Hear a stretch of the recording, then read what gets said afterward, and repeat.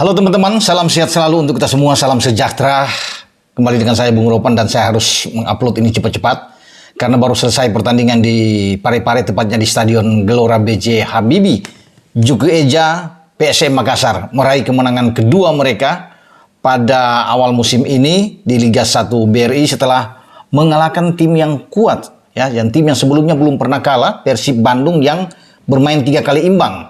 Tetapi ini kekalahan pertama yang dialami oleh Persib Bandung setelah mereka datang ke Parepare dan mengulangi apa yang mereka dapatkan pada musim lalu. Bahkan musim lalu sangat parah, di mana Persib kalah dengan 5-1 dari tuan rumah PSM. Dan kali ini mereka sempat tertinggal dengan 3 gol sebelum ada 2 gol balasan, satu dari bunuh diri Juran Fernandes dan Mark Klok yang melakukan itu di menit 88 ya. Setelah gawang juga Reza kebobolan dengan gol bunuh diri Juran di menit 85.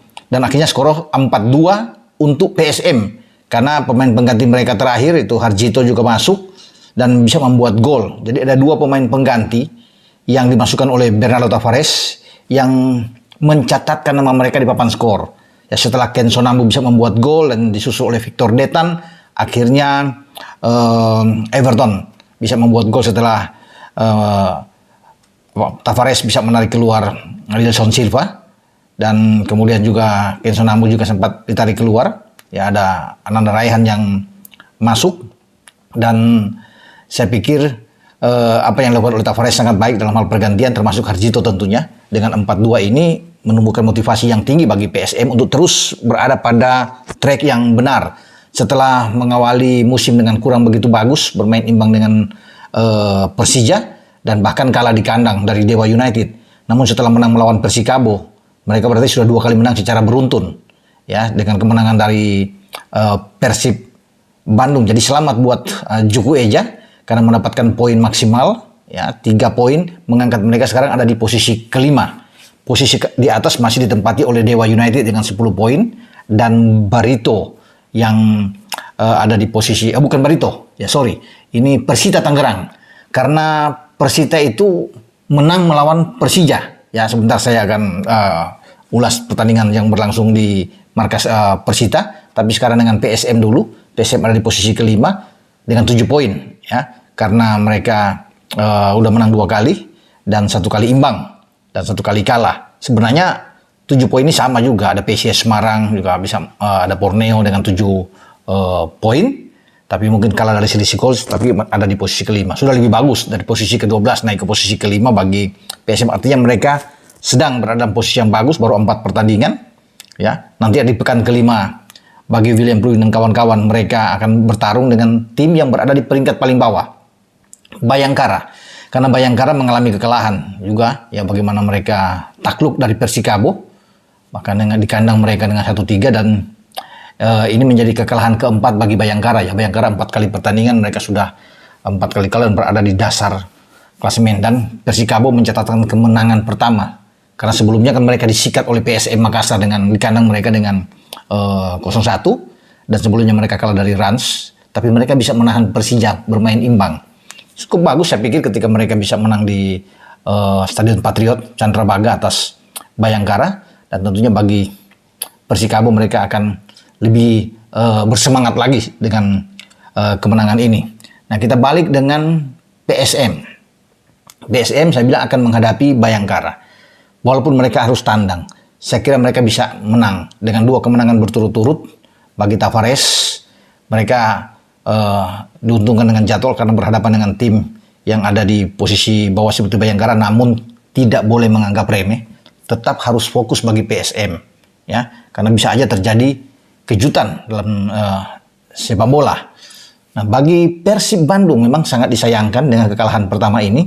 Mereka turun ke urutan ke-16 dengan 3 poin karena sebelumnya mereka bermain imbang 3 kali, bahkan 2 kali imbang mereka didapatkan di kandang yang melawan Madura dan melawan Dewa United. Semakin sulit posisi mereka, ya, apalagi mereka sudah ditinggalkan oleh pelatih mereka Luis Mia ketika baru masuk pekan ketiga.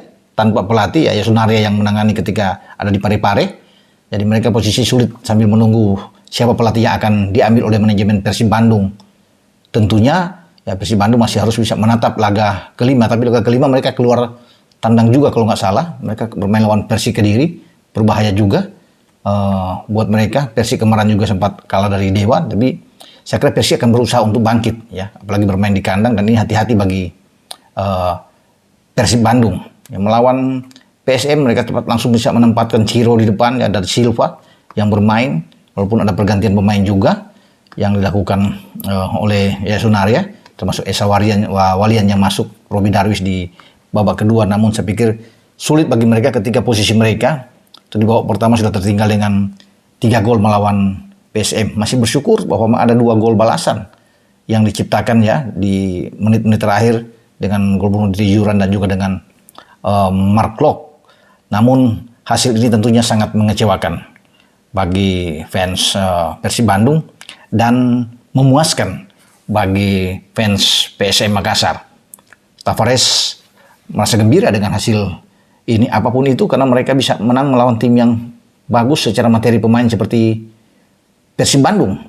Ya, tetapi sekali lagi saya bilang ya di sini bahwa perjalanan masih panjang bagi PSM. Mereka harus tetap konsentrasi penuh, fokus di setiap match yang dihadapi untuk tidak lagi banyak tergelincir. Karena kan kemarin sudah 1 kali tergelincir bahkan di kandang. Semoga untuk ke depan mereka konsisten bermain dan terus mempertahankan gelar mereka, karena ini sulit sebagai juara bertahan untuk bisa mempertahankan ya. Lebih gampang untuk bisa merebut tentunya. Makanya ini perlu perjuangan, kerja keras bagi PSM Makassar ke depan. Kemudian Persija ya juga mengalami kekalahan pertama, karena sebelum pertandingan ini kan ada 3 tim yang belum kalah, Dewa, Persija, dan Persib. Nah, ketika Persib kalah, sebelumnya juga sudah diawali dengan kekalahan Persija dari Persita Tangerang, itu yang membuat Persita naik di posisi kedua dengan 9 poin. Saat ini berselisih 1 poin dengan Dewa. Dan Persija memang di luar dugaan ya. Mereka harus tumbang dengan gol yang diciptakan pada menit ke-80 atau 81 oleh Esal Zahrul. Ini pemain pengganti juga. Dia masuk di lapangan, hanya 3 menit dia berada di lapangan ketika Irsyad Maulana ditarik keluar oleh Luis Duran, pelatih dari Persita. Dan dia bisa mencetak gol, memanfaatkan umpan dari Ezequiel Vidal.